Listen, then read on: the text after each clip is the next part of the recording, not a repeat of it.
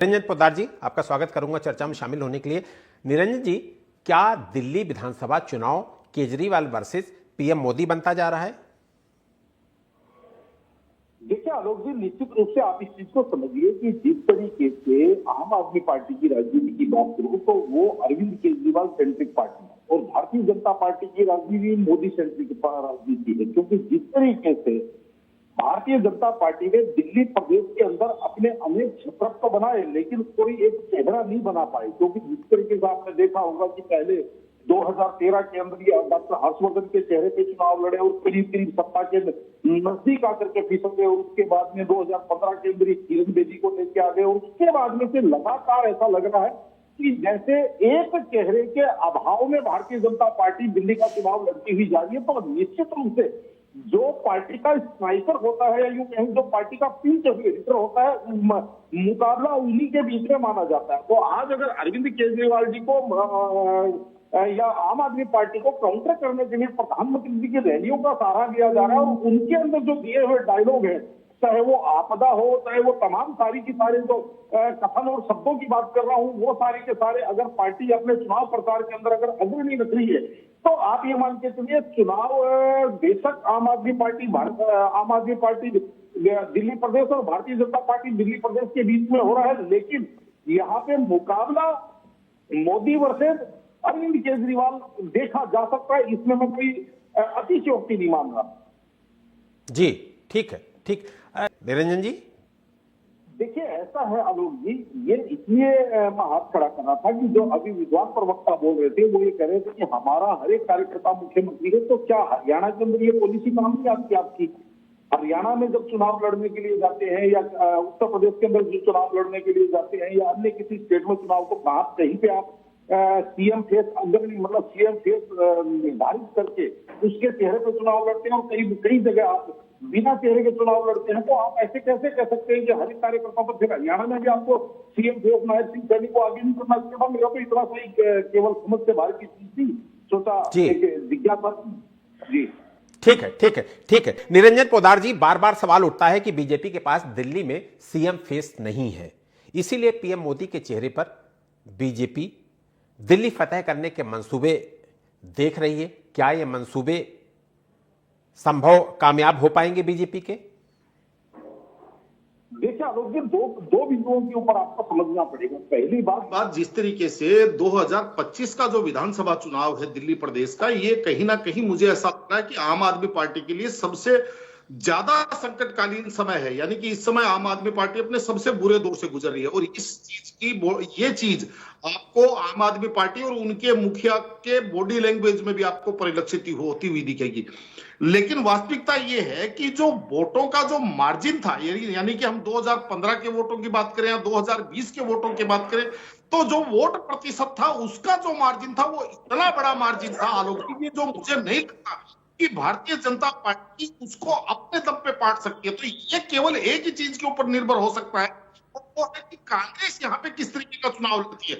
और पहली बार ऐसा लग रहा है कि 2015-2020 के बाद में ऐसा लग रहा है कि कांग्रेस इतनी आक्रामकता से चुनाव लड़ रही है और जिस तरीके से कांग्रेस ने अपने 21 प्रत्याशियों की लिस्ट जारी की और उसके अंदर अपने सबसे बड़े पुरोधा उन्होंने मैदानों के अंदर उतार लिए और आम आदमी पार्टी के जो वरिष्ठ नेता है उनका जिस तरीके से घेराव करने का प्रयास किया गया। नई दिल्ली के अंदर संदीप दीक्षित की बात करूं, चाहे जंग से फरहाद सूरी जो मनीष सिसोदिया के खिलाफ चुनाव लड़ेंगे, चाहे कालका जी से अलका लांबा जो है वो आतिशी के खिलाफ चुनाव लड़ेंगी।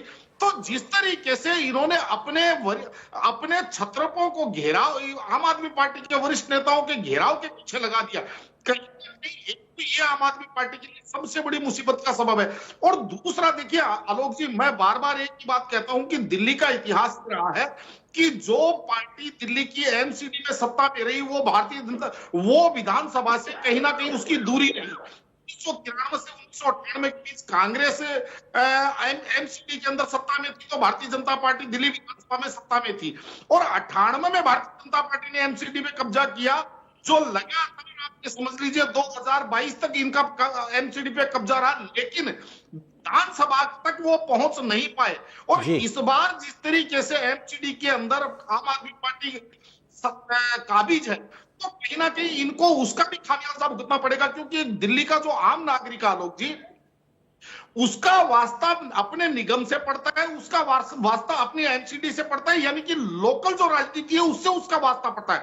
और एमसीडी के अंदर पार्षद चाहे भारतीय जनता पार्टी के हो, चाहे आम आदमी पार्टी के हो, चाहे कांग्रेस के हो, उनका एक ही है। वो जिस तरीके से ठेले वालों से 1,000 रुपए उगाते हैं, या जिस तरीके से वो लेंटर पहले भारतीय जनता पार्टी के एमसीडी के अंदर बोला जाता था कि 50,000 रुपए का एक लेंटर, अब तो जनता इतनी परेशान है आलोक जी कि वो 50,000 लेंटर की रेट हो गई 2 लाख रुपए। भारतीय जनता पार्टी में एक व्यक्ति को पूछना पड़ता था, अब आम आदमी पार्टी में तो पता नहीं कितने लोगों को पूछना पड़ता है। जेई अलग जाता है, यही अलग जाता है, निगम पार्षद वो अलग जाते हैं। तो जनता जिस चीज से आपकी जा चुकी, कहीं ना आम आदमी पार्टी के तो विधायकों की एंटी है, वो भी आम आदमी पार्टी के लिए इसमें सबसे ज्यादा परेशानी का सबब है। तो इस बार का चुनाव जितना टाइट है, मुझे लगता नहीं कि 2024 और 2019 और 2015 वाली जीत अगर हुई तो भी आम आदमी पार्टी पुनरावृत्ति कर पाएगी।